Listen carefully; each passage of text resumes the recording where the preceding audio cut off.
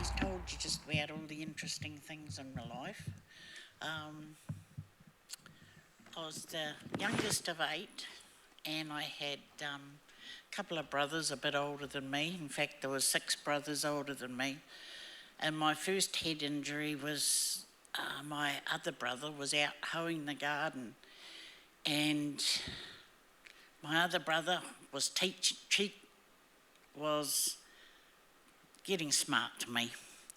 And so I went to chase him, and as I did, he ran around my brother with the hoe, and I ran straight through. And of course, the brother with the hoe hit it on my head, accidentally, I think. But so they took me off to the hospital, and the doctor said, "Oh, well, there's a bit of bone missing, but you don't need that," so we threw that away. So from then on, I just carried on with life. And then in 77, I was in the car crash. I don't drive. I've never driven in my life. And I was in a car crash, and I don't actually remember the year after the accident.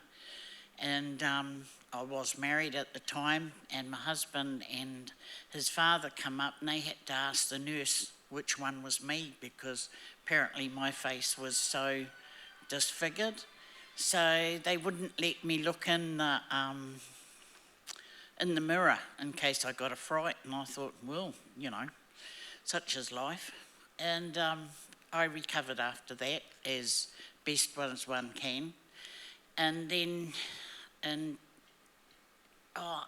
while I was still recuperating from that, my brother took me round to his friend's place who was doing building, and he said, "Look out," and I looked up, and the builder's plank fell down and hit me on the head. So I have to say that I must be thankful to my mother for giving me plenty of cheese and milk and all the good stuff. Also, she had strong bones herself, so I inherited that. And for about 15 minutes after that, I couldn't see anything, but it was like looking through a glass that the rain was falling down. But it come right too, so life carries on. And in 2003, I had another accident. I was riding my bike to work because I don't drive. And as I was coming around a roundabout, I looked and I saw a car coming through the giveaway sign. So I turned my bicycle so it wouldn't be damaged, and I went over the front of his car and ended up, they tell me, in a puddle because it was raining. But my bike was fine, so it wasn't hurt. Right? And I just brought a new helmet, and if I hadn't had that new helmet, I probably would have had worse head injuries. As it was gashed along that side, so they sewed that up, which in actual fact probably gave me a facelift. But and then the fella that hit me off the bike, him and his wife come in, and they told me his name, and I sat there looking at him thinking, well, who are you? And his wife told me that I had broken the wing mirror on his car, and I was so sorry I'd broken his wing mirror. The fact that he'd broken my head was neither here nor there. And so after this accident, I was in hospital for a while, and the lady surgeon come to see me, and she said I could go back to work in a week, and I thought, I work in a foundry, how can I do that with a broken collarbone? And then the nurse, who was being very nice, says to me, well, jockeys go back to work racing after a week. And I says to her, do I look like a jockey? So that was sort of things. And for a year, I kept going. I was unable to work for a year after that because of my short-term memory, and things didn't quite seem quite as they were. And I was about halfway through the year, and they let me back to work for a few days a week, I think it was. Anyway, I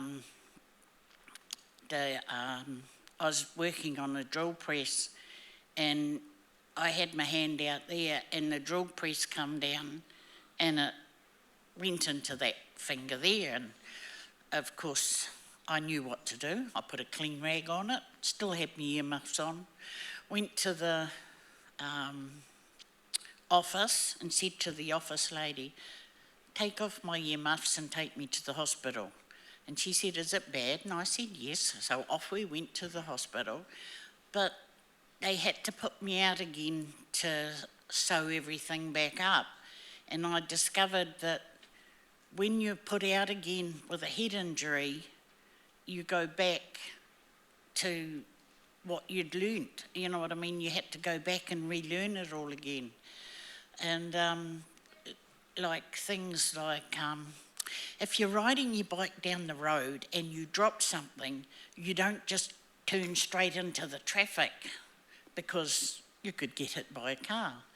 And I basically had to learn all the things that I'd learnt as a kid, like you don't turn taps on and walk out of the kitchen because you come back and the floor's all covered in water, and it's not really a swimming pool. And if things are in the oven, you don't reach in and grab it without some protection because it's hot, and you drop it on the floor, and then you've got to clean up the mess. And after a few months, the ACC wanted to know how bad I was. So I went to my doctor and I said to him, are you going to send me to a specialist, brain specialist? And he said, oh, I don't know. I didn't know there was one. I said, well, there's one in Palmerston. So he said, well, I've only actually dealt with one other head injury before. And so he didn't really know anything about head injuries. So I take it that people with head injuries need someone that doesn't have a head injury to take them to these things, because otherwise I know that I get tired and my brain gets tired and it wants to go to sleep, and it'll tell anybody that's asking me questions what they want to hear just so I can stop talking and they stop asking me questions.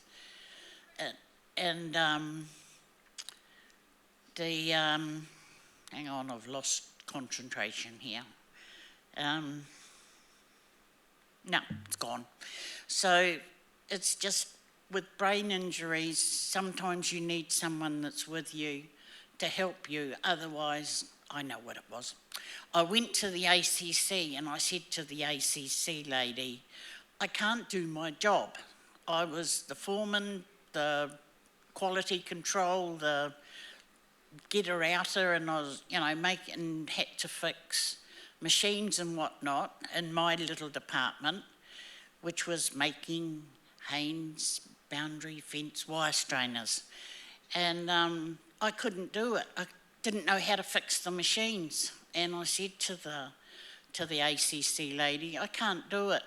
And she turned around and said to me, well, perhaps you have too higher expectations of yourself.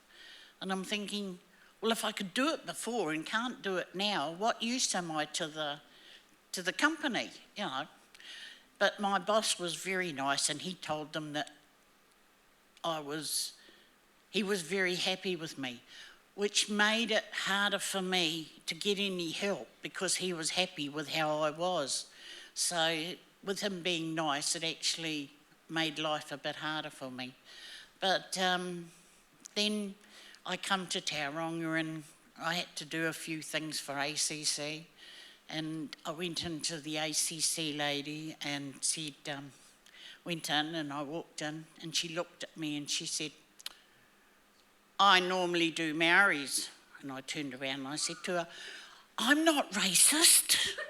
So that's the end of my story.